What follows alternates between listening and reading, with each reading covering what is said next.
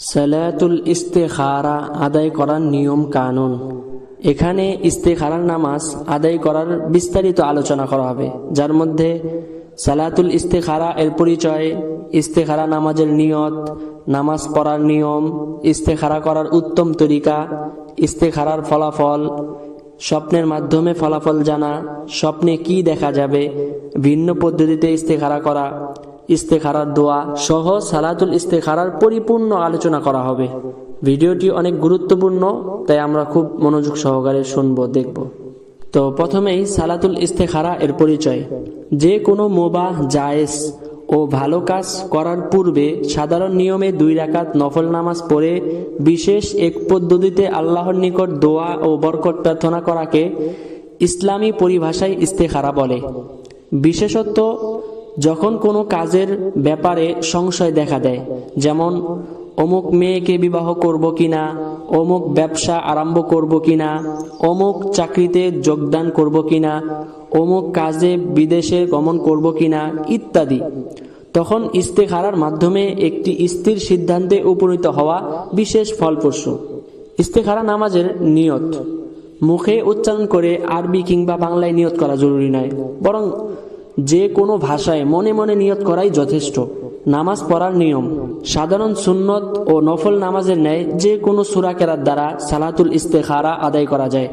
উভয় রাকাতেই সূরা ফাতিহার পর অন্য সূরা মিলাতে হবে এবং আখিরি বৈঠকে আত্তাহিয়াতু, দরুদ শরীফ, দয়ামা সূরা সব পড়ে সালাম ফিরাতে হবে। ইস্তেখারা করার উত্তম তরিকা। এশারের নামাজ আদায়ের পর শয়নের পূর্বে নতুনভাবে উযু করে অত্যন্ত বিনয় ও মনোযোগের সাথে 2 রাকাত নামাজ আদায় করবে। এরপর হাদিসে বর্ণিত দোয়াটি অর্থ জানা থাকলে অর্থের প্রতি খেয়াল রেখে এবং আল্লাহকে হাজির নাজির মনে করে কমপক্ষে 3 বার পাঠ করবে। তারপর ডান কাঁধে শুয়ে পড়বে।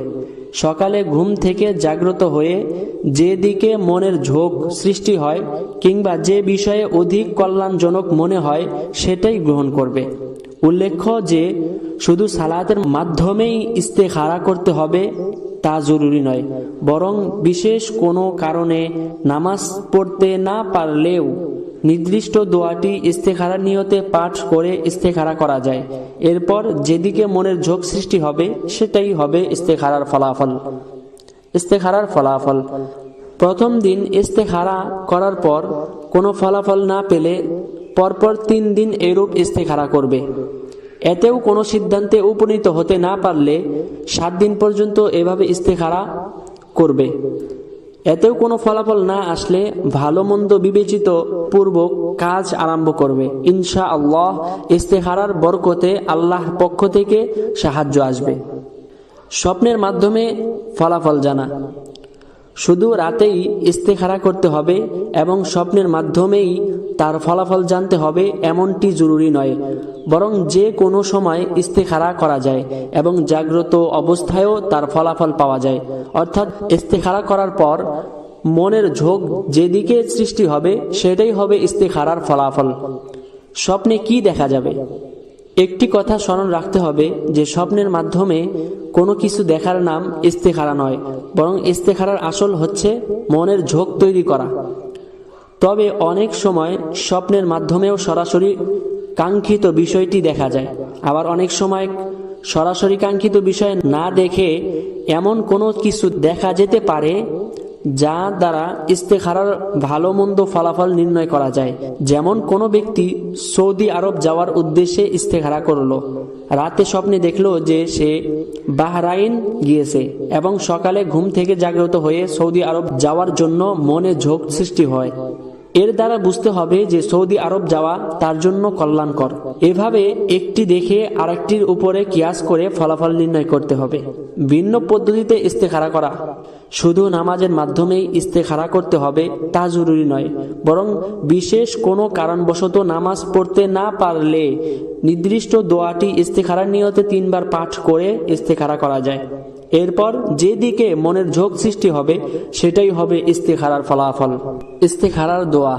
আল্লাহুম্মা ইন্নী আস্তাখিরুকা বিইলমিকা ওয়া আস্তাকদিরুকা বিকুদরতিকা ওয়া আসআলুকা মিন ফাদলিকাল আযীম ফাইন্নাকা তাকদিরু ওয়ালা আকদিরু ওয়া তা'লামু ওয়ালা আ'লামু ওয়া আনতা আল্লামুল গুয়ুব আল্লাহুম্মা ইন কুনতা তা'লামু আন্না হাযাল আমরা খায়রুল লি ফি দীনি ওয়া মাআশি ওয়া আকিবাতি আমরি ফাকদিরহু লি ওয়া ইয়াসসিরহু লি সুম্মা বারিক লি ফীহি ওয়া ইন কুনতা তা'লামু আন্না হাযাল আমরা শাররুল লি ফি দীনি ওয়া মাআশি ওয়া আকিবাতি আমরি ফাসরিফহু আন্নী ওয়াসরিফনি আনহু ওয়া আকদির লিয়াল খায়রা হাইসু কানা সুম্মা রুদিনি বিহি।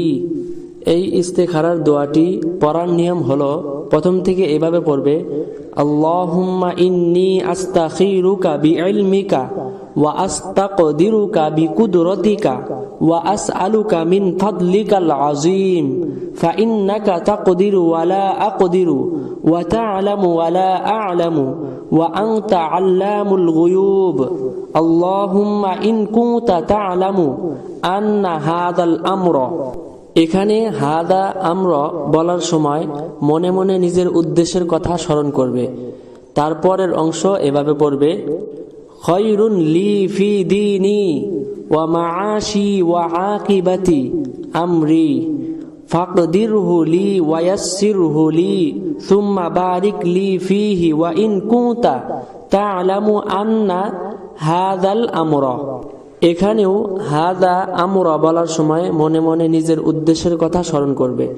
তারপর পরের অংশ পড়বে, শাররুল লি ফি দীনি ওয়া মাআশি ওয়া আকিবাতি আমরি ফাসরিফহু আন্নী ওয়াসরিফনি আনহু ওয়া ইয়াকদির লিয়াল খায়রা হাইসু কানা সুম্মা রুদিনি বিহি।